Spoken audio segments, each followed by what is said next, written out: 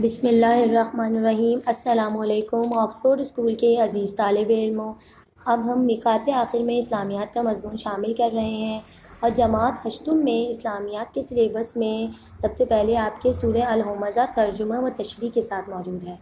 آئیے اس کو سمجھتے ہیں۔ پہلے آپ بچوں اس کی تلاوت سن لیجئے۔ بسم اللہ الرحمن الرحیم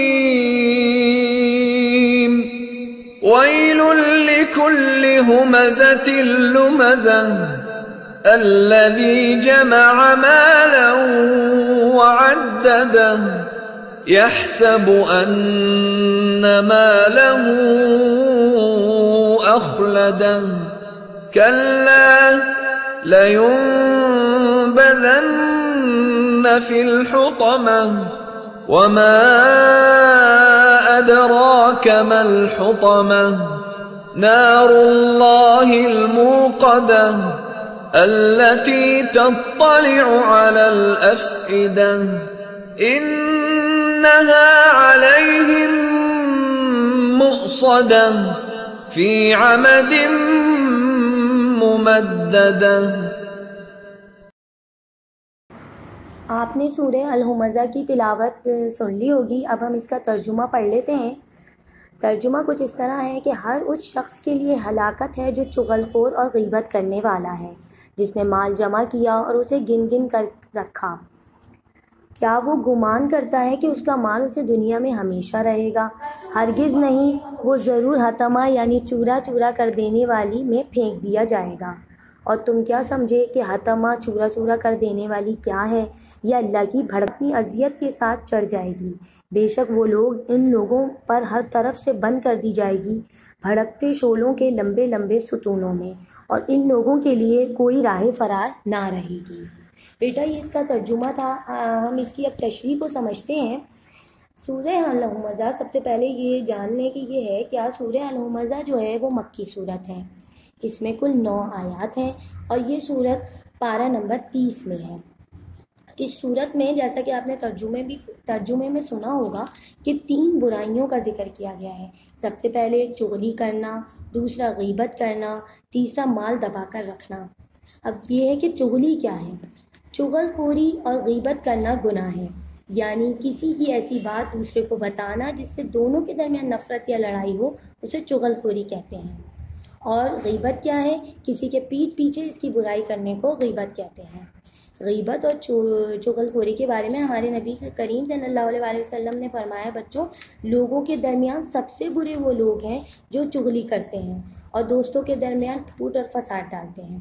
اس کے ساتھ ساتھ آپ نے ایک اور جگہ بھی فرمایا کہ چغل خور جنت میں نہیں جائے گا۔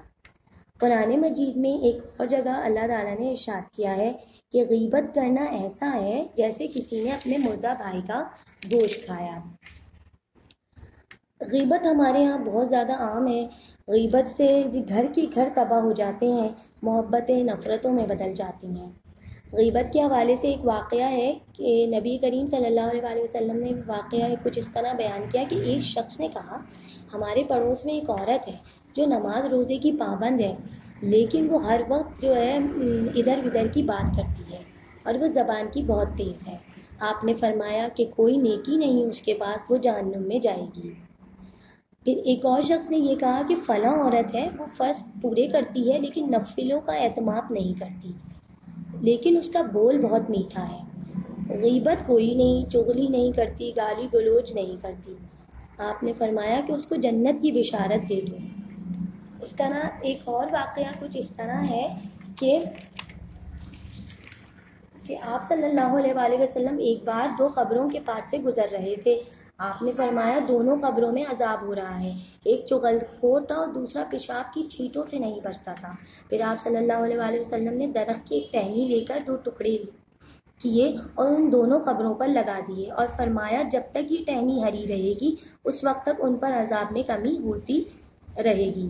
اس واقعہ حدیث سے ہمیں یہ معلوم ہوتا ہے کہ بچوں چغل خور جو ہے، چغلی کرنا بہت بڑا گناہ ہے اور ایک اچھا مسلمان بننے کے لیے ہمیں غیبت اور چغلی سے بچنا چاہیے۔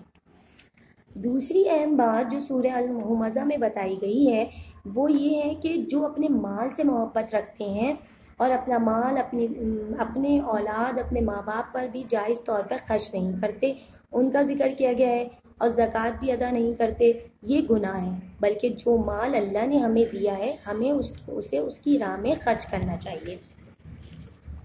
مال کو خرچ کرنے سے جب کوئی مسلمان زکوٰۃ ادا کرتا ہے تو اس کا مال ہر طرح کی آفت سے محفوظ ہو جاتا ہے۔ تیسری اہم بات جو سورہ الہمزہ میں بتائی گئی وہ حطمہ یعنی جہنم کی ہولناک آگ کا ذکر کیا گیا ہے۔ رسول اکرم صلی اللہ علیہ وآلہ وسلم نے آگ کے بارے میں یہ بتایا ہے کہ دوزخ کی آگ کو 1000 سال تک بھڑکایا گیا یہاں تک کہ وہ لال ہو گئی، پھر 1000 سال تک بھڑکایا گیا تو وہ سفید ہو گئی، اور پھر 1000 سال تک بھڑکایا گیا تو وہ کالی ہو گئی، اب وہ سیاہ اندھیری ہے۔ کیونکہ مال کی محبت دل میں ہوتی ہے اس لیے بتایا گیا کہ جہنم کی آگ اتنی تیز ہے کہ وہ دلوں تک کو جلا دے گی، اور جہنمیوں کو آگ کے ستونوں میں بند کر کے باہر سے تالا لگا دیا جائے گا۔ اللہ تعالیٰ ہمیں جہنم کی آگ سے محفوظ کرے۔ حدیث شریف میں جہنم کی آگ سے بچنے کے لیے بچوں دعا بتائی گئی ہے کہ اور ہر مسلمان کو یہ دعا پڑھتے رہنی چاہیے۔ اس کے ساتھ ساتھ ہم رمضان میں آخری عشرے میں بھی اس کی تسبیح پڑھتے ہیں۔ دعا یہ ہے، اللہم اجرنی من النار، اے اللہ مجھے آگ کے عذاب سے، آگ سے بچا۔ امید ہے کہ آپ کو سورہ الہمزہ اچھے طریقے سے تشریح اس کی سمجھ میں آ گئی ہوگی۔ اب آپ اس کا جو کام ہے، مشق جو ہے، وہ آپ اسکول سے لے کر رجسٹر میں اتار لیجیے اور یاد بھی کیجیے۔ جزاک اللہ۔